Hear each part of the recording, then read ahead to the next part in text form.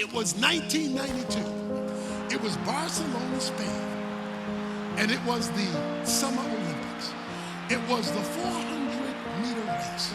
And in the race was a British runner, the leading runner for that race, and his name was Derek Redmond. Derek Redmond got in the starting blocks, and he took off, and he was ahead of the pack.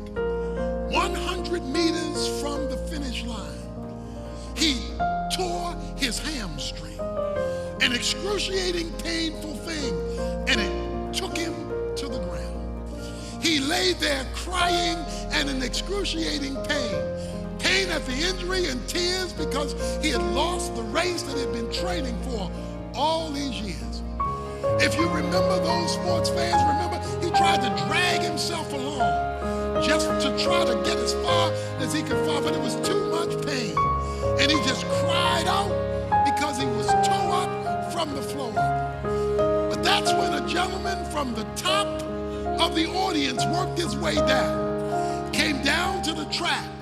The man's name was Jim Redmond. That was Derek's daddy. Derek's daddy came from the top of the stands, made his way down. Derek said to his daddy, "Daddy, I don't want to go out like this. I want to finish the race."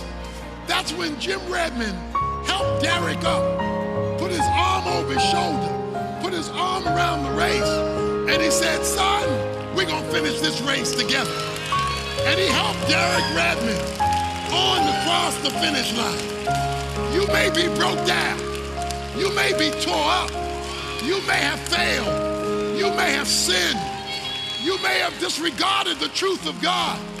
But the Bible says when Jesus died, he rose and he went to the third heaven and he's on the right-hand side of God.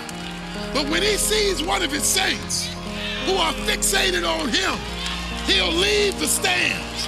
He'll come down onto the track. He'll see where you're laid out. He'll pick you up and he'll drag you across the finish line for his glory. Keep your eyes on Jesus, because he's the Alpha and the Omega. He's the beginning and the end. He's the author and the finisher. He'll get you across the finish line.